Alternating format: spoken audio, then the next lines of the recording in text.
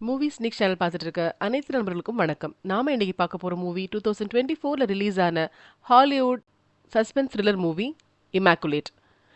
So இந்த படம் start ஆகும்போது நன்ஸ் எல்லாம் வாழ்ந்துட்டு இருக்க மாதிரி ஒரு இடம் இருக்கு. அன்னைக்கு மிட் நைட் அந்த இடத்துல ஒரு சிஸ்டர் இருக்காங்க. அவங்க என்ன பண்றாங்கன்னா, யாருக்கும் தெரியாம மெதுவா வராங்க. அங்க அந்த மதர் மாரி இருப்பாங்க இல்லையா? ஹையர் நன். அவங்க தூங்கிட்டு இருக்காங்க. அந்த இடத்துக்கு அவங்க போறாங்க. அங்க வந்து அந்த ட்ரால இருந்து ஒரு பெரிய சாவி கொத்து எடுக்குறாங்க. பார்த்தா இவங்க அங்கருந்து எஸ்கேப் ஆகுறதுக்கு ட்ரை பண்றாங்க. ஸோ யாருக்கும் தெரியாம சத்தம் போடாம அப்படியே வெளிய வராங்க. அப்படியே நல்ல கும்மிருட்டா இருக்கு. அவங்க போறாங்க. கேட் பக்கத்துலயும் போயிடுறாங்க.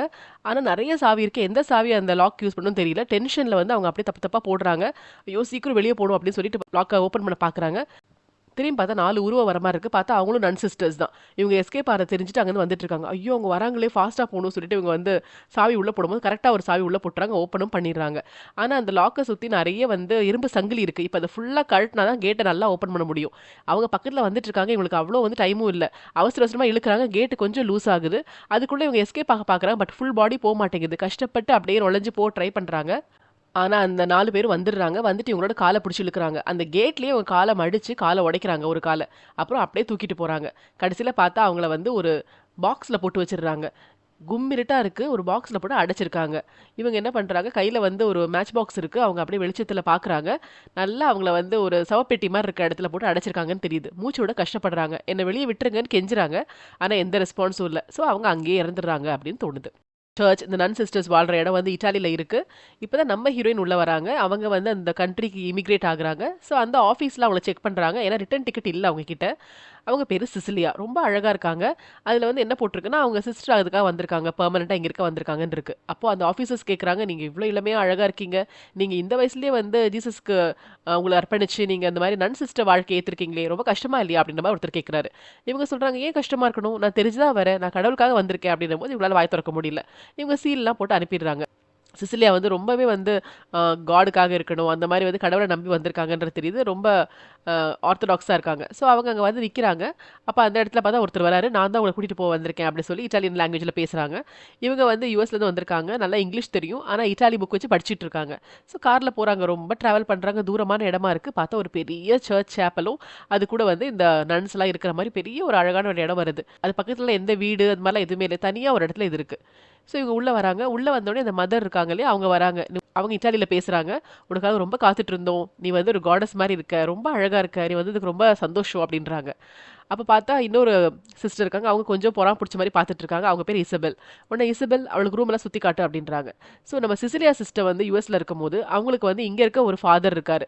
அவர் தான் லெட்டர் போட்டு வர சொல்லியிருக்காங்க. இது வந்து எதுக்காக நன்ஸ்லாம் இங்க இருக்காங்கன்னு பார்த்தீங்கன்னா, வயசான கன்னியாஸ்திரிகள்லாம் வந்து இறந்து போற சமயத்துல அவங்களுக்கு கேன்சர் இந்த மாரிலாம் வரும்போது, அவங்கள வந்து கேர் குடுத்து நல்லபடியா கடவுள்கிட்ட அனுப்புறது தான் இந்த சர்ச்சோட முக்கியமான வேலை.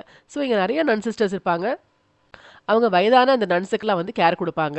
மத்தபடி பிரேயர் பண்ணுவாங்க, எல்லாம் பண்ணுவாங்க. ஒரு சர்ச்ல எப்படி இருப்பாங்களோ, அதே மாரி இருப்பாங்க. ஸோ இந்த இசபெல் என்ன பண்றா, அந்த ரூம்ஸ் எல்லாம் சுத்தி காட்டிட்டு இப்டி கூட்டிட்டு போறா. இந்த இசபெல் சொல்றாங்க, "உன்ன பார்த்தா ரொம்ப ஸ்வீட்டா, பாவமா இருக்க மாரி இருக்கு. நீ இங்க தான் இருக்கணும்னு நான் கிடையாது. ஏன்னா இந்த வாழ்க்கை ரொம்ப ஈஸியாலாம் இருக்காது. உனக்கு அப்படி இருந்துச்சுன்னா, நீ இங்கேருந்து எப்ப வேணா போலாம்" அப்படின்னு. ஏன்னா அன்னைக்கு ஈவினிங் என்ன பண்ண போறாங்கன்னா, பிரேயர் மீட்டிங் இருக்கு. அந்த பிரேயர் மீட்டிங்ல நம்ம சிசிலியா வந்து தன்ன தானே சர்ச்‌காகவும், ஜீசஸ்‌காகவும் அர்ப்பணிக்க போறேன் அப்படின்னு சொல்லி உறுதிமொழி ஏற்க போற ஃபங்ஷன் அப்ப நடக்க போகுது. அதனால இசபெல் சொல்றாங்க, "நீ கண்டிப்பா அந்த உறுதிமொழி எடுத்துக்க வேண்டாம். எனக்கு இஷ்டம் இல்லன்னு சொல்லிட்டு நீ இப்ப கூட அம்மா வீட்டுக்கு போலாம். ஸோ ஈவினிங்குள்ள நீ முடிவு பண்ணு" அப்படின்றாங்க. அப்போ நம்ம சிசிலியா சொல்றாங்க, "அதெல்லாம் எனக்கு எதுவும் தேவையில்ல. நான் இங்க வர்றதுக்கு ரொம்ப குடுத்து வச்சிருக்கணும். நான் வந்து இங்க தான் இருப்பேன். ஒரு நல்ல சிஸ்டரா நான் வாழ்வேன்" அப்படின்றாங்க. அன்னைக்கு வந்து அவங்க ஒரு இன்னொரு சிஸ்டர மீட் பண்றாங்க. அவங்க பேரு சிஸ்டர் குவென். ரொம்ப ஃப்ரெண்ட்லியா பேசுறாங்க. அவங்க கேட்குறாங்க, "உங்க பேர் என்ன? நீங்க வந்து எப்படி இங்க வந்தீங்கன்னு?" கேட்கும்போது, ஃபாதர் தான் லெட்டர் போட்டு இந்த இடத்த பத்தி தெரிவிச்சாரு. அவர் இங்க இருக்கவரு. அவர் தான் வந்து வர சொல்லியிருந்தாரு. எனக்கு இது புடிச்சிருந்தது. அதனால வந்தேன். என்னோட வீட்டு பக்கத்துல இந்த மாரி சேவை பண்ற மாரி ரொம்ப சர்ச்லாம் இல்ல. சும்மா சர்ச்சுக்கு போவோம், படிப்போம், வருவோம் அவ்வளோதான். ஆனா இது எனக்கு ரொம்ப புடிச்சிருக்கு அப்படின்றாங்க. ஸோ அன்னைக்கு ஈவினிங் வந்து சர்ச்சுக்கு நம்ம சிசிலியாலாம் வந்துட்டு இந்த சர்ச்சில உள்ள ட்ரெஸ் எல்லாம் மாட்டிக்கிறாங்க. அதுக்கப்புறம் அவங்க வந்து கேண்டில் எடுத்துட்டு போறாங்க. மத்த எல்லா சிஸ்டர்ஸும் பாட்டு பாடிட்டு இவங்களுக்காக வெயிட் பண்ணிட்டு இருக்காங்க. இவங்க வரவும் இன்னொரு வயசான ஃபாதர் இருக்காரு. அவர் வந்து பிரேயர் பண்ணிட்டு இருக்காரு. அங்க வந்து இவங்களுக்கு லெட்டர் போட்ட அந்த பாஸ்டர் இருக்காரு. அவர் வந்து "வாங்க, வாங்க வெல்கம்" அப்படின்னு கூட்டிட்டு வராரு. இட்டாலி எப்படி இருக்கு? லாங்குவேஜ் வந்துருச்சான்னு கேட்குறாரு. கொஞ்சம் கஷ்டமா இருக்குன்னு, "பரவால்ல நான் உங்களுக்கு இங்கிலீஷ்ல எல்லாம் டிரான்ஸ்லேட் பண்றேன்" அப்படி சொல்றாரு. அண்ட் அவங்க 2 பேரும் இப்ப தான் வந்து மீட் பண்றாங்க. லெட்டர்ல தான் வந்து இவரு இன்வைட் பண்ணியிருப்பாரு. ஸோ நேர்ல பார்த்து சந்தோஷம். அங்க போய் பிரேயர் பண்ணும்போது, அந்த சீனியர் பாஸ்டர் இருப்பார் இல்லையா? ஒரு போப் மாரி ஒருத்தர் இருக்காரு. அவர் என்ன பண்றாருன்னா, இட்டாலியன்லயே எல்லாம் பேசுறாரு. அவர் என்ன சொல்றாரு, நீ ஜீசஸ்க்கு உன்னை அர்ப்பணிப்பியா, நீ வந்து பியூரா இருப்பியா, ஒழுக்கத்தை ஃபாலோ பண்ணுவியா, அந்த மாதிரிலாம் கொஸ்டின்ஸ் கேட்குறாரு. அதை வந்து இந்த பாஸ்டரும் இங்கிலீஷில் சொல்கிறாரு. உடனே சிசிலியா சொல்கிறாங்க, நான் ஒழுக்கமாக இருப்பேன், ஜீசஸை ஃபாலோ பண்ணுவேன், நான் என்னோட வாழ்க்கையை வந்து சர்ச்சுக்காக கொடுப்பேன் அப்படின்ற மாதிரிலாம் பேசுகிறாங்க. அப்படி பேசவும் நம்ம அந்த சீனியர் பாஸ்டர் வந்து கழுத்தில் அந்த ரோசரி பீட்ஸ் இருக்கும்ல, அதை போட்டு அவங்கள வந்து இந்த சர்ச் மெம்பராக ஆக்கிடுறாங்க. இந்த நன் சிஸ்டர்ஸ் இருக்கிற இடத்துல இனிமேல் அவங்க இருக்கணும். இப்போ வந்து ஒரு பாஸ்டர் இவங்களை இன்வைட் பண்ணியிருந்தாங்கல்ல, அவங்கள்ட்ட பேசிக்கிறாங்க. பேசும்போது சொல்கிறாங்க, நானும் முன்னாடி வந்து சர்ச்க்கெலாம் வரணும்லாம் யோசிக்கலை. ஆக்சுவலாக நான் வந்து ஒரு பயாலஜி ஸ்டூடெண்ட்டாக இருந்தேன். எனக்கு அதில் தான் சயின்ஸில் தான் இன்ட்ரெஸ்ட். ஆனால் கடவுள் வந்து என்னோட வாழ்க்கை எப்படி இருக்கணும்னு சொன்னார். அதுக்கப்புறம் தான் எனக்கு அது புரிஞ்சுது. நான் சர்ச்சில் ஒரு தீவிரமான கிறிஸ்டினாக மாறி பாஸ்டர் ஆகிட்டேன். ஸோ எனக்கு இப்படி தெரிஞ்சவர், நீங்கள் எப்படி இந்த மாதிரி நன் சிஸ்டர் ஆகணும்னு ஆசைப்பட்டீங்க அப்படின்னு கேட்குறாரு. அப்போ நம்ம சிசிலி அப்படியே யோசிக்கிறாங்க, இல்லை ரொம்ப பர்சனலாக சொல்ல வேண்டாம் அப்படின்னும் போது, இல்லை எனக்கு வந்து சின்ன வயசில் நான் ரொம்ப சின்ன பொண்ணாக இருக்கும்போது ஒரு இன்சிடென்ட் நடந்துச்சு. அதாவது நான் வந்து எங்கள் வீட்டு பக்கத்தில் ஐஸ் இருக்கும், அது மேலே நான் நடந்துட்டு இருப்பேன், எப்போவுமே டெய்லி அங்கே போய் நடப்பேன். ஆனால் வந்து ஒரு நாள் என்ன பண்ணேன், அங்கே உட்காந்து என் கையை அங்கே வந்து வச்சேன். வைக்கும் போது தான் தெரியும் அது வந்து அடியில் ஃபுல்லாக தண்ணி இருக்குது, அது மேலே வந்து உறைஞ்சிருக்கு. என் கை படவும் அந்த இடம் அப்படியே கிராக் விட்டு அந்த இடத்துல ஒரு ஹோல் மாதிரி உருவாயிடுச்சு. நான் உள்ளே போயிட்டேன், தண்ணிக்குள்ளே அப்படியே மூழ்கிட்டேன். அந்த சில் தண்ணியில் மூழ்கவும் நான் வந்து என்னோட ஹார்ட் பம்ப் பண்ணுறது நிறுத்திருச்சு.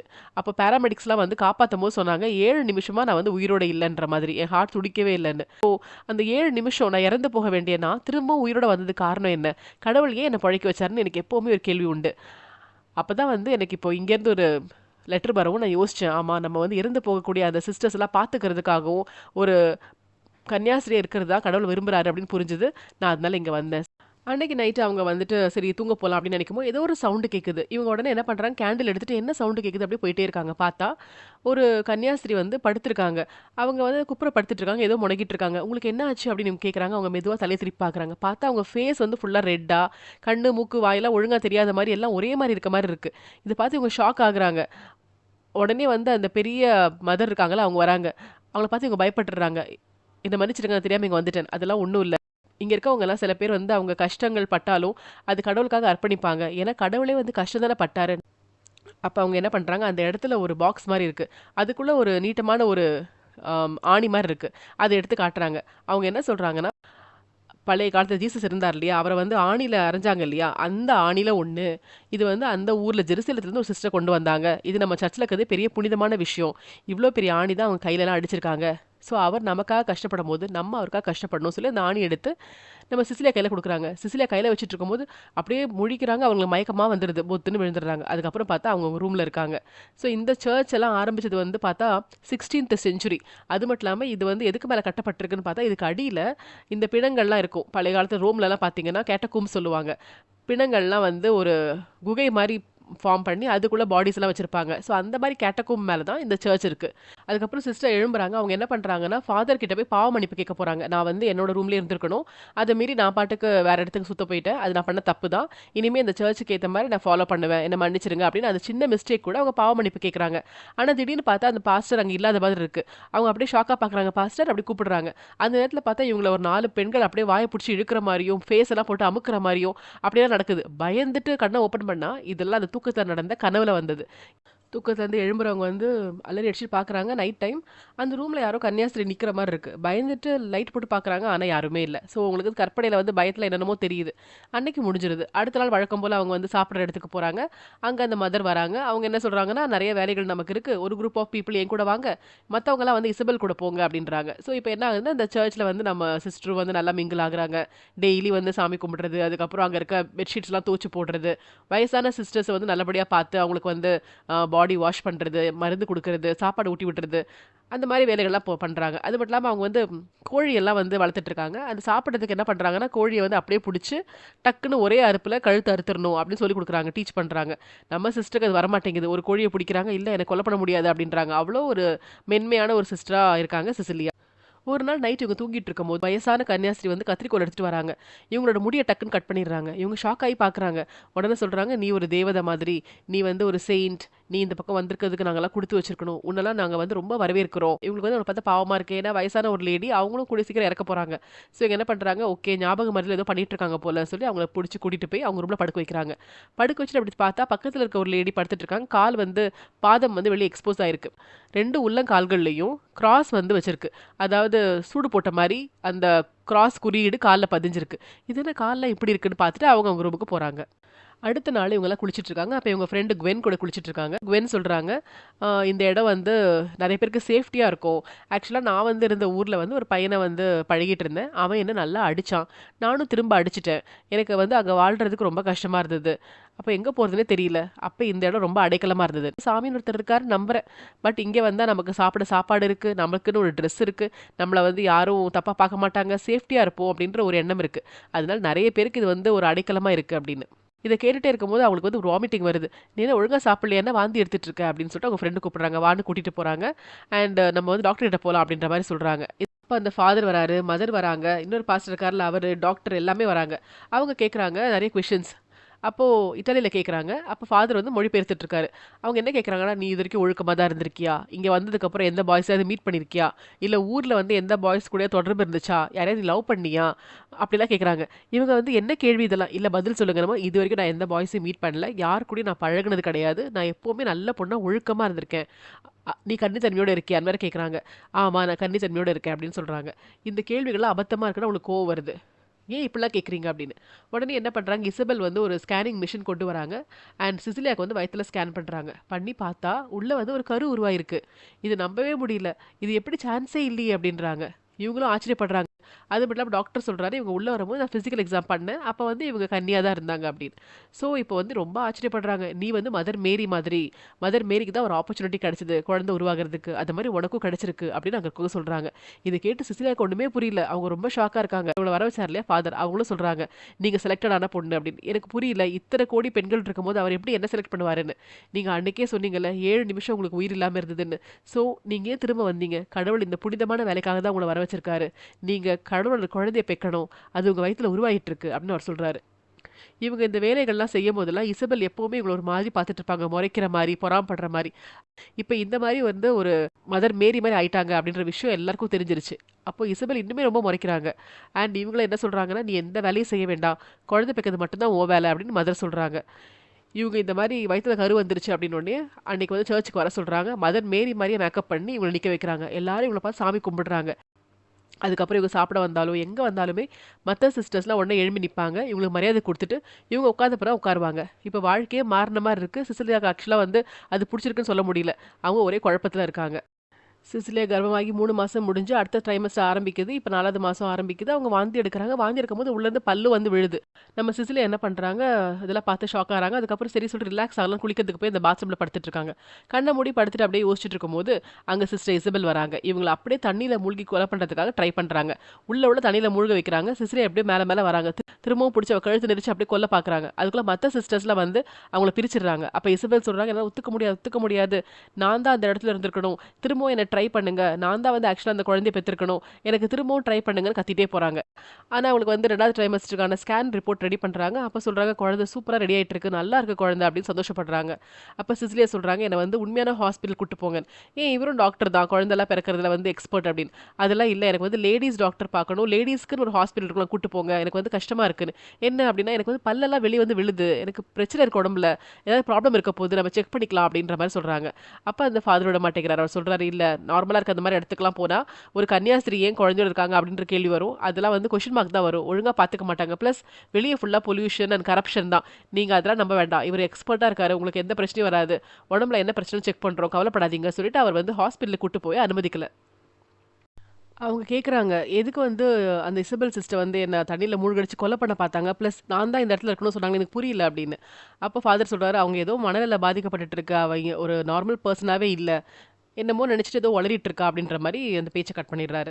அடுத்த நாள் மார்னிங் மேல பில்டிங்ல இருந்து யாரோ பொத்துன்னு கீழ விழுறாங்க. அவங்க இறந்துடுறாங்க. ஓடி போய் பார்க்குறாங்க. அது வேற யாரும் இல்ல, இசபெல். உடனே பாடிய வந்து ஒரு சவப்பெட்டியில வச்சிடுறாங்க. அடக்கம் பண்ணதுக்கு கொண்டு போறாங்க.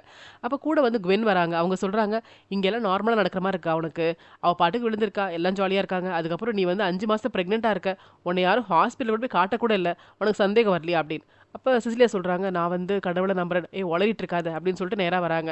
இவங்க பேசுறது வந்து அந்த ஃபாதர் கேட்குறாரு, என்ன பிரச்சனை அப்படின்னு கேட்குறாரு.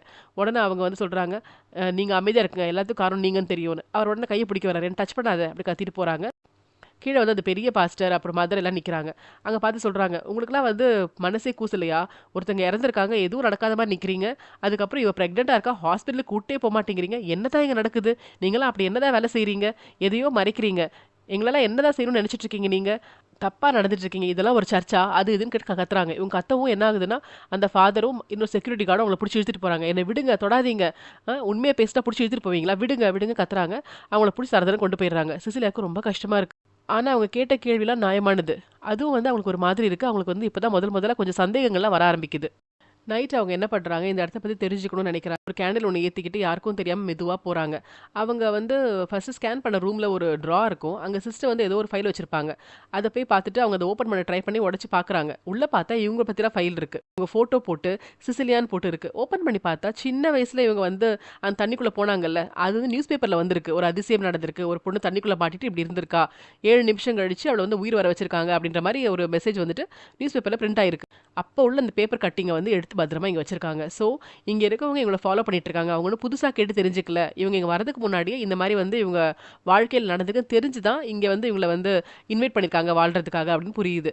அதுக்கப்புறம் பார்த்தா இவங்களோட ஜெனடிக் டிஎன்ஏ அதெல்லாம் செக் பண்ணியிருக்காங்க. காரியோடைப்பிங் பண்ணியிருக்காங்க. அவங்க ஜீன்ஸ் எப்படி இருக்கு? அவங்க நல்லா ஆரோக்கியமா இருக்காங்களா? அந்த மாரி செக்கிங்லாம் நடந்திருக்கு. இவங்களுக்கு ஒண்ணுமே புரியல. என்ன நம்மள பத்தி என்ன நடந்துட்டு இருக்கு இந்த இடத்துல? அப்ப இது நார்மல் கிடையாது அப்படின்னு ஒரு பயம் ஏற்படுது. அப்படியே கேண்டில் எடுத்து நடந்து போயிட்டு இருக்கும்போது வெளியில ஏதோ சத்தம் கேட்குது. உடனே அந்த பில்டிங்ல இருந்து வெளிய வந்து இன்னொரு பில்டிங் அங்க இருக்கு. மெதுவா போறாங்க. அங்க ஒரு ரூம்ல வந்து ஒரு சின்ன இடுக்கு இருக்கு. அது வழியா பார்க்குறாங்க. பார்த்தா இவங்களோட பெஸ்ட் ஃப்ரெண்ட் குவென்ன வந்து ஒரு சேர்ல கட்டி போட்டுருக்காங்க. அவங்களோட நாக்க புடிச்சு இழுக்குறாங்க. அவங்க கத்துறாங்க, "என்ன விட்டுருங்க, விட்டுருங்கன்னு." அப்ப நாக்க வந்து நல்லா ஹோல்ட் பண்ண வச்சுட்டு, அங்க இருக்க சிஸ்டர் வந்து அந்த நாக்க அறுத்துடுறாங்க. ஏன்னா அந்த நாக்குனால தானே அவங்க திமிரா பேசுனாங்க. நெறைய கொஸ்டின்ஸ் கேட்டாங்க. அதனால அவங்களுக்கு பனிஷ்மென்ட்டா நாக்க கட் பண்ணிடுறாங்க துண்டா. அப்படியே ரத்தம் கொட்டுது. இவங்க வெளிய இருந்து பார்க்குறாங்க. கடவுளே! இவங்க என்ன சிஸ்டர்ஸா? இவங்க இப்படி பண்றாங்க. கடைசி காலத்துல காப்பாத்துவேன்னு சொல்லிட்டு இப்படி வந்து கொடுமையான பனிஷ்மென்ட்லாம் குடுக்குறாங்களேன்னு இப்பதான் ரொம்ப பயம் வருது. இங்கேருந்து எப்படியா எஸ்கேப் பண்ற மாரி தோணுது. பார்த்தா பின்னாடி ஒருத்தங்க வந்து அவங்க வாய பொத்தி எதுவும் பேசாதன்றாங்க. இவங்க யாருன்னா முன்னாடி இவங்க ஹேர் கட் பண்ணாங்கல்ல, அந்த வயசான சிஸ்டர். அவங்க அந்த ஹேர்லயே ஏதோ ஒரு மனுஷங்க மாரி ஒண்ணு உருவம் பண்ணி கையில குடுத்துடுறாங்க. குடுத்துட்டு, "நீ எப்பவுமே இங்கேருந்து வெளிய போ முடியாது" அப்படின்னு சொல்றாங்க. இத கேட்டு அவங்க அப்படியே பயந்து நடுங்கிட்டு இருக்காங்க. அடுத்த நாள் காலையில பார்த்தா, அந்த ரூம்ல இருந்து ஒரே கத்து. நம்ம சிசிலியா சிஸ்டர் இருக்க இடத்துல இருந்து ஒரே மொனகல், ஒரே கத்தெல்லாம் வருது. உடனே வந்து அந்த சீனியர் சிஸ்டர் இருக்காங்கல்ல, அவங்க ஓடி வராங்க. அப்புறம் டாக்டர் ஓடி வராங்க. அதுக்கப்புறம் நம்ம ஃபாதர் ஓடி வராரு. என்னாச்சு என்னாச்சுன்னு ரூம்ல பார்த்தா, சிசிலியாவுக்கு வந்து அங்க செம ப்ளீடிங் ஆகுது. ஆக்சுவலா அவங்களுக்கு வந்து கிட்டத்தட்ட ஒரு 6, 7 மாசம் ஆன மாரி இருக்கு. அந்த சமயத்துல பார்த்தா ப்ளீடிங் வந்தா குழந்தை இறந்துரும் இல்லையா? ப்ரீ டெர்ம் டெலிவரி இல்லன்னா ப்ரீ டெர்ம்ல வந்து இறக்க சான்ஸ் இருக்குல்ல. அப்படியே அவங்க பார்க்குறாங்க. பார்த்தா நெறைய வந்து ப்ளீடிங் ஆகுது. அவங்க ஐய்யய்யோ கத்திட்டு இருக்காங்க. இவங்களுக்கு உடனே ஷாக் ஆகுது. ஐயோ! நம்ம காப்பாத்த வர வேண்டிய கர்த்தரோட குழந்தைக்கு என்ன ஆச்சுன்ற ஒரு கவல. இப்ப என்ன பண்றது? உடனே ஹாஸ்பிட்டல் கொண்டு தான் போகணும்னு சொல்லி சீக்கிரமா ஹாஸ்பிட்டல் கொண்டு போங்கன்னு அப்படியே தூக்கிட்டு போறாங்க. ஃபாஸ்ட்டா வண்டிய ஓட்டிட்டு போறாங்க. இவங்களா கத்து கத்துன்னு கத்துறாங்க. ஐயோ! ஐயோ! கத்திட்டு இருக்காங்க கார் பின்னாடி. நம்ம ஃபாதர் வேற சீக்கிரம் வண்டிய ஓட்டுன்னு டிரைவர சொல்றாங்க. டிரைவர் ஃபாஸ்ட்டா போயிட்டே இருக்காரு. இந்த மதர் இருக்காங்க இல்லையா? அவங்க அழறாங்க. கடவுளே! எங்களுக்குன்னு குடுத்த குழந்தைக்கு எதுவும் ஆயிறக்கூடாது அப்படின்னு அழறாங்க. அந்த பெட்ல உட்கார்ந்து அந்த ரத்தத்தெல்லாம் பார்த்து, அந்த பெட்ஷீட் எடுத்து ஃபேஸ்ல வச்சுட்டு ரொம்ப அழறாங்க. அப்படி அழும்போது பார்த்தா, அவங்க கால் கீழ வந்து பார்த்தா, ஒரு கோழியோட இறகு இருக்கு. என்ன கோழியோட இறகு இருக்குன்னு அடியில பார்த்தா, பெட்டுக்கு அடியில அவங்க ஏதோ ஒரு சுருட்டி வச்சிருக்காங்க. எடுத்து ஓப்பன் பண்ணா, நம்ம சிசிலியா வந்து கோழிய வந்து வெட்டுறதுக்கு எவ்வளோ பயப்பட்டாங்க. ஆனா, இப்ப தைரியமா கோழியோட தலைய வெட்டியிருக்காங்க. அந்த ரத்தம் வருதுல்ல, அத எடுத்து அவங்க உடம்பெல்லாம் பூசியிருக்காங்க. ப்ளீடிங் ஆன மாரி பண்ணியிருக்காங்க. இது பார்த்த உடனே சிஸ்டருக்கு செம கோவம் வருது. உடனே வந்து செல்ஃபோன்ல நம்ம பாஸ்டருக்கு கால் பண்றாங்க. உண்மையெல்லாம் சொல்லிடுறாங்க. அத கேட்ட உடனே நம்ம பாஸ்டர் வந்து வண்டிய நிறுத்துங்க அப்படின்றாங்க. பின்னாடி இருக்க சிசிலியா, ஐயோ! காப்பாத்துங்க, சீக்கிரம் போங்கன்றவங்க, இவங்க என்ன போகாம நிறுத்திட்டாங்கன்னு சொல்லிட்டு, ஐயோ! என் உயிர் போகுது, சீக்கிரம் ஹாஸ்பிட்டலுக்கு போங்கன்றாங்க. ஆனா பாஸ்டரோட பார்வையில புரிஞ்சிருச்சு, உண்மையெல்லாம் தெரிஞ்சிருச்சுன்னு. உடனே சிசிலியா கார்ல இருந்து இறங்கி அந்த வயித்துல குழந்தையும் வச்சுட்டு ரன்னிங் ரேஸ் ஓடுற மாரி ஃபாஸ்ட்டா ஓடுறாங்க. பட் அவங்கள ஈஸியா வந்து ஃபாதரும் டிரைவரும் பிடிச்சு கொண்டு வந்துடுறாங்க. சர்ச்ல அந்த சிஸ்டர் என்ன பண்றாங்க, அவங்கள வந்து ஃபுல்லா ட்ரெஸ் எல்லாம் கழட்டிட்டு, அவங்க வந்து குளின்னு சொல்லி குளிக்க வச்சு அந்த கோழியோட ரத்தத்தெல்லாம் போக வைக்கிறாங்க. அப்ப சொல்றாங்க, "வெக்கமா இல்ல உனக்கு? ஜீசஸோட குழந்தைய வந்து செத்து போயிடுச்சுன்னு காட்டுற அளவுக்கு நீ வந்து பண்ணியிருக்க. அதுக்காக கோழி ரத்தத்த எடுத்து உடம்புல பூசியிருக்க. அசிங்கமா இல்ல உனக்கு?" அப்படின்னு. அப்ப அவங்க சொல்றாங்க, உங்கள கடவுள் மன்னிக்கவே மாட்டாரு" அப்படின்றாங்க. பலார்ன்னு கன்னத்துல சிஸ்டர் ஒண்ணு குடுக்குறாங்க. குடுத்துட்டு, "ஒழுங்கா வந்து குழந்தைய பெத்துற வழிய பாருன்னு" சொல்லி குளிப்பாட்டி ட்ரெஸ் எல்லாம் போட்டு கொண்டு போறாங்க. அவங்கள ஒரு சேர்ல உட்காரச்சு கை கால கட்டி கொண்டு போய் வச்சிருக்காங்க. அப்ப அந்த பாஸ்டர் இருக்கார்ல, அவர் பேசுறாரு, "நீ எவ்வளவு பெரிய தப்பு பண்ணிட்ட தெரியுமா? உனக்கு வந்து கடவுளோட குழந்தை கிடைச்சிருக்கு. அத போய் இப்படி பண்ண பார்த்துட்டியே" அப்படின்னு. இவ திட்றா, "இதெல்லாம் வந்து கடவுள் குழந்தை இல்ல, வேற என்னமோ, நீங்கலாம் ஓவரா பண்றீங்கன்னு." "அப்படியெல்லாம் கிடையாது. சொல்லிட்டு நான் உனக்கு ஒண்ணு சொல்றேன்" அப்படின்னு முன்னாடி காமிச்சாங்கல்ல ஒரு பெரிய ஆணி மாதிரி ஒண்ணு. இது வந்து கடவுளுக்கு வந்து கையிலலாம் அடிச்ச ஒரு ஆணி. எங்களுக்கு முன்னாடி கிடைச்சது. நாங்களும் இது அந்த மாரி ஒரு ஆணி தான் நெனச்சோம். நான் ஒரு சயின்டிஸ்ட். இது செக் பண்ணும்போது தான் பார்த்தேன், உள்ள வந்து நெறைய ஃப்ராக்மெண்ட்ஸ், போன் பீசஸ் கூட இருக்கு. சின்ன சின்ன டிஷ்யூஸ், ரத்தம் அதெல்லாம் இதுல படிஞ்சிருக்கு. வெறும் கண்ல பார்த்தா தெரியாது. நான் ஒரு சயின்டிஸ்ட்னால ஆராய்ச்சி பண்ணேன். அப்பதான் எனக்கு புரிஞ்சுது. ஏசப்பாவோட கை கால்ல அடிச்ச ஒரு ஆணி. அப்ப அவரோட ஜீன்ஸ் இதுல இருக்கும் இல்லையா? இத வந்து நம்ம எடுத்து ஒரு மனுஷங்களோட உயிர்ல வந்து வர வச்சு, குழந்தையா வர வச்சா, ஏசு தானே பொறப்பாரு அப்படின்னு சொல்லிட்டு நான் ஆராய்ச்சி பண்ண ஆரம்பிச்சேன்னு. அவ சொல்றா, "நீ என்ன பைத்தியமா இப்படிலாம் பண்ணிட்டு இருக்க?" அப்படின்னு. பைத்தியம்லாம் கிடையாது. இத வெளியில சொல்லும்போது மக்கள் யாருமே நம்பல. ஆனா இந்த சர்ச் நம்புச்சு. நான் வந்து இயேசுவோட அந்த டிஷ்யூஸ், அந்த சின்ன சின்ன பார்ட்டிகிள்ஸ்லேருந்து ஒரு குழந்தைய உருவாக்க முடியும்னும் போது ஆராய்ச்சி பண்ணுறதுக்கு எனக்கு ஃபண்டு கொடுத்தாங்க, லேப் கொடுத்தாங்க. இவங்க தான் என்னை புரிஞ்சுக்கிட்டாங்க. அப்போ தான் நான் முழு கிறிஸ்தவனா மாறினேன். கடவுளுக்காக எல்லாம் பண்ண ஆரம்பிச்சேன்னு. அவளை அப்படியே கொண்டு போகிறாங்க ஒரு லேபுக்கு. அங்கே பார்த்தா நிறைய ஃபார்மலின்ல இந்த சயின்ஸ் லேபில் வச்சுருப்பாங்கல்ல பெரிய பெரிய பாட்டிலில், அந்த மாதிரி இடத்துல வந்து ஒழுங்காக உருவாகாத குழந்தைகளோட முகம் விகாரமா அசிங்கமா அந்த மாதிரிலாம் பாதியில் உருவாகி இறந்து போன குழந்தைகள் வரிசையாக இருக்குது. இது நாங்கள் வந்து உருவாக்கும் போது தப்பு தப்பாக வந்தது, எதுவுமே ஒழுங்காக வரல டெஸ்ட்டில். ஸோ உனக்குள்ளே இருக்கிறது இது கிடையாது, உனக்குள்ள பர்ஃபெக்டான குழந்தை உருவாயிருக்கு, நீ அதுக்காக படைக்கப்பட்டவ. அவ சொல்கிறா, நீங்கள்லாம் வந்து உண்மையாக மனநலம் பாதிக்கப்பட்டவங்க, இது எல்லாமே தப்பு, நீங்கள் என்னமோ செஞ்சுட்டு இருக்கீங்க, ஆராய்ச்சி பண்ண எங்களெல்லாம் யூஸ் பண்ணுறீங்க, எவ்வளோ பெரிய தப்பு இது அப்படின்னு கோவப்படுறாங்க. உனக்கு எது சொன்னாலும் புரியாது இல்லை, நீ கடவுளுக்கு ஒன்று அர்ப்பணிக்க மாட்டல அப்படின்னு சொல்லிட்டு அவர் என்ன பண்ணுறாரு, அவரோட இன்னொரு லேபுக்கு கொண்டு போகிறார். அங்கே வந்து நிறைய கெமிக்கல்ஸ் அந்த மாதிரிலாம் இருக்குது. அங்கே ஒரு செக்யூரிட்டி உட்காந்துட்டு இருக்கான். அவன் என்ன பண்ணுறான்னா நீட்டமாக ஏதோ ஒரு கம்பி வச்சுட்டு இருக்கான். பார்த்தா அவன் வந்து தீயில வந்து அந்த கிராஸை சூடு பண்ணுறான். ஒரு சிஸ்டரோட காலெல்லாம் போட்டுருந்தல அந்த மாதிரி. உனக்கும் நாங்கள் ஜீசஸ் பற்றி புரிய வைக்கிறோம் சொல்லி ஒரு காலை நிமித்து அந்த கால் உள்ளங்காலில் 2 காலையும் கிராஸோட சிம்பிளை போட்டுடுறாங்க. அவ்வளோதான், மரண வேதனை அவங்களுக்கு. அப்படியே நெருப்பு வச்சு பண்ணிட்டு அதில் பேண்டேஜ் போட அனுப்புகிறாங்க. ஸோ இந்த மாதிரி தான் இந்த லூசுங்க கொடுமைப்படுத்திக்கிட்டு இருக்குங்க. இங்கே இருக்க சிஸ்டர்ஸ் நிறைய பேரை கொண்டு வந்து ஆராய்ச்சி பண்ணிகிட்டே இருப்பாங்க போல். தப்பு தப்பாக குழந்தை உருவாச்சுன்னா அதை வந்து விட்டுட்டு அடுத்தவங்க ட்ரை பண்ணுறாங்க. அண்ட் சில பேருக்கு இந்த ப்ராசஸில் வந்து உடம்பு சரியில்லாமலும் போது போல். ஸோ அதனால இசபெல்லும் வந்து ட்ரை பண்ணி ஃபெயிலாக இருக்கும் போல், திரும்ப என்னையே ட்ரை பண்ணுங்க அப்படின்னு சொல்லிட்டு சில பேர் இதில் இருக்கணும், அப்படி இருந்தால் நம்மளை ராணி மாதிரி பார்த்துப்பாங்க, குழந்தை பிறக்கிற வரைக்கும் நம்ம எந்த வேலையும் செய்ய வேண்டாம் அப்படின்னு நினச்சி வேறு சில பேருக்கு பிடிச்சிருக்கு அப்படின்றது புரியுது இவங்களுக்கு. 3வது ட்ரைமஸ்டர் வந்துடுது. ஸோ இப்போ வந்துட்டு குழந்தைய பிறக்கிற நேரம் 8 மாதம் தாண்ட போது. இவங்க என்ன பண்ணுறாங்கன்னா ஃபாதர் கிட்ட போகிறாங்க. அந்த பாவ மன்னிப்பு கேட்குற இடத்துல கேட்குறாங்க, நீங்களாம் ரொம்ப நல்லது பண்ண நினச்சிட்டு இருக்கீங்களா, பாவ மன்னிப்பு கொடுக்க உங்களுக்கு என்ன தகுதி இருக்குது, எத்தனை நாளாக என்னை வாட்ச் பண்ணிட்டு இருக்கீங்க, என்னோட ரெக்கார்ட்லாம் நீங்கள் வச்சிருக்கீங்கல்ல, நீங்கள் பிளான் பண்ணி தான் என்னை வர வச்சிருக்கீங்க அப்படி தானே, உண்மையை சொல்லுங்கன்னு கேட்குறாங்க. அதுக்கு ஃபாதர் வாய் திறப்பாரா? அதுக்கப்புறம் கேட்குறாங்க, இது வந்து கடவுளோட குழந்தையா அவங்கள பொறுத்த வரைக்கும் வெக்கமா இல்லை, இப்படி ஆராய்ச்சி பண்ணி பண்ணுறது தான் கடவுளோட குழந்தையா, இது நீங்கள் வந்து ஒத்துக்கிறீங்க இல்லையா, இது கரெக்டா அப்படின்னு கேட்குறாங்க. அப்படி கேட்கும் போது அவங்களோட கை நகம் வந்து கழண்டு வருது. ஏன்னா இவங்க ஆராய்ச்சி மூலமாக இந்த மாதிரி குழந்தைய உருவாக்குறதுனால என்னென்ன பண்ணுறாங்கன்னே தெரியல. ஸோ இவங்களுக்கு வந்து உடம்பு பாதிக்கப்பட்டு இருக்கு. அந்த ஃபாதர் அந்த கை விரல பார்க்குறாரு, ஆனால் ஒன்றும் கண்டுக்காம அமைதியாக இருக்கிற, உனக்கு இப்போ புரியாது அப்படின்ற மாதிரி சொல்லிட்டு இருக்காரு. இவங்களுக்கு என்ன பண்ணுறாங்க, இப்போ வயிற்றில் குழந்தை பெருசாகிடுச்சு சொல்லிட்டு ஸ்கேன் பண்ணுறாங்க. டாக்டர் வந்து குழந்தை சூப்பராக இருக்குது, எப்போ வேணால் பிரசவம் நடக்கலாம் அப்படின்னு பேசிகிட்டு இருக்காங்க. இவங்களுக்கு ஆத்திரமா வருது. டாக்டர் என்ன பண்ணுறாரு, நான் போயிட்டு லேப்லேருந்து இவங்களுக்கு மருந்து கொண்டு வரேன், நீங்கள் அது வரைக்கும் நீங்கள் பார்க்குறீங்களா ஸ்கேனுன்னு. உடனே சிஸ்டருக்கு ரொம்ப சந்தோஷம். நான் பார்க்குறேன் சொல்லி அந்த பெரிய மதர் இருக்காங்க இல்லையா, அவங்க வந்து அந்த ஸ்கேன் எடுத்து அவங்க வயிற்றில் வச்சு பார்த்துட்டு இருக்காங்க. குழந்தை அசைறதை பார்த்து, ஐயோ எங்களை காப்பாற்ற போகிற அந்த ரட்சகர் பிறக்க போகிறாரு, எவ்வளோ அழகாக அந்த குழந்தை அசைது அப்படிலாம் பேசிகிட்டு இருக்காங்க. அப்போ பார்த்தா நம்மளோட சிஸ்டர் சிசிலியா வந்து கையில் ஒரு பெரிய கிராஸ் மாதிரி வச்சுருக்காங்க. டக்குன்னு அதை எடுத்து மதரோட மண்டையிலே அடிக்கிறாங்க. அவங்களுக்கு உடனே ப்ளீடிங் ஆகுது. அவங்க என்ன ஆச்சு அப்படின்ட்டு யோசிக்கிறதுக்குள்ள அடுத்த அடி. மதர் பொத்துன்னு கீழே விழுந்து நோன்னு சொல்கிறாங்க. சிசிரியை போட்டு அடி அடின்னு அடித்து மதரோட மூஞ்சியை உடச்சி அவங்களை கொலை பண்ணிடுறாங்க. அவ்வளோதான், அங்கேருந்து எஸ்கேப் ஆகி நடந்து போகிறாங்க. அவங்க எங்கே போகிறாங்கன்னு பார்த்தீங்கன்னா, சேப்பலில் வந்து ப்ரேயர் நடந்துட்டுருக்கு. அந்த பெரிய பாஸ்டர் இருக்கார் இல்லையா, அவர் நின்றுட்டுருக்காரு. கீழே வந்து எல்லா சிஸ்டர்ஸும் பாட்டு பாடிட்டு இருக்காங்க. இவங்க என்ன பண்ணுறாங்க, பின்னாடி வழியாக போயிட்டு அந்த ரோசரி பீட்ஸ் இருக்கும்ல, அதையே வந்து அவர் கழுத்தில் போட்டு கழுத்து அப்படியே நெரிச்சு அவரையும் கொண்டுடுறாங்க. அவரை கொல்லும் போது டாக்டர் பார்க்குறாரு, நீ என்ன பண்ணுறேன்னு பார்த்துட்டு ஓடுறாரு. இவங்க திரும்ப அங்கேருந்து ஃபாஸ்ட்டாக நடந்து போயிட்டு இருக்காங்க. இவங்க போகும்போது என்ன பண்ணுறாங்கன்னா, ஒரு பெரிய ஆணி இருந்ததுல, ஜீசஸோட கையிலலாம் அடிச்ச ஆணின்னு, அதெல்லாம் அவங்க எடுத்துக்கிறாங்க. அப்புறம் சாவி பூட்டு எல்லாமே எடுத்துக்கிறாங்க. எடுத்துட்டு அவங்க அடுத்து அந்த லேபுக்கு போகிறாங்க. அந்த லேபில் தானே அந்த பைத்தியக்கார ஆராய்ச்சிலாம் பண்ணுறாங்க. அதை அழிக்கணும்னு அவங்களுக்கு அவ்வளோ கோவம். அந்த இடத்துலேயே வந்து கெமிக்கல்ஸ் இருக்குது, நெருப்பு பத்துற மாதிரி கெமிக்கல்ஸ். அதை எடுத்து அந்த லேப் ஃபுல்லாக ஊற்றுறாங்க. அவங்க அந்த சிகரெட் லைட்டர் பாஸ்டரோட திருடி வச்சிருக்காங்க. ஸோ அதை எடுத்து அதை எரிக்கலாம் அப்படின்னு நினச்சி பார்க்கும்போது அந்த இன்னொரு பாஸ்டர் இருக்கார்ல, எளிமையான பாஸ்டர் வந்துடுறாரு. சிசிலியா, நீங்கள் என்ன பண்ணிட்டு இருக்கீங்க, நீங்கள் புரிஞ்சிக்கவே மாட்டீங்களா, நீங்கள் ஏன் இப்படி நடந்துக்கிறீங்க, ப்ரெக்னெண்ட்டாக இருக்க நீங்கள் ஏன் அங்கேயும் ஓடிட்டு இருக்கீங்க அப்படின்ற மாதிரி பேச வராரு. நீ மரியாதையாக போயிடும், நீங்கள் கோவப்படுறாங்க. கோவப்பட்டுட்டு அவர்கிட்ட இருந்து எஸ்கேப் ஆகி கதவை மூடிடுறாங்க. ஆனால் அவர் என்ன பண்ணுறாரு, அந்த கதவில் இருக்க ஓட்ட வழியாக சிசிலியோட தலைமுடியை பிடிச்சி இழுத்து விட மாட்டேங்கிறாரு.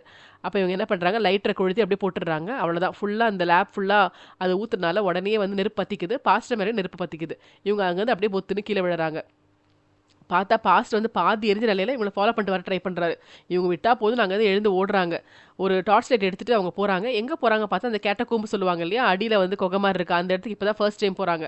அங்கே நிறைய வழிகள் ஒரே மாதிரி இருக்குது, எப்படி போகணுன்னே தெரில. ஆனால் இந்த எரிஞ்சு போன பாஸ்டரும் விடுறதால அவரும் ஒரு டார்ச் எடுத்துகிட்டு பின்னாடி வந்துட்டு இருக்காரு. பாதி முகம்லாம் எரிஞ்சிருச்சு அவருக்கு. ஆனால் சிசிலியா வந்துட்டு இருக்காரு. இவங்க என்ன பண்ணுறாங்க, அந்த இடத்துல ஒரு வழியை பார்த்துடுறாங்க, வெளியில் எஸ்கேப் ஆகி போகிற மாதிரி. அவங்க அப்படியே பாதி வெளியே போயிடுறாங்க. பட் இவர் காலை பிடிச்சி இழுத்து உள்ள வச்சிடுறாரு.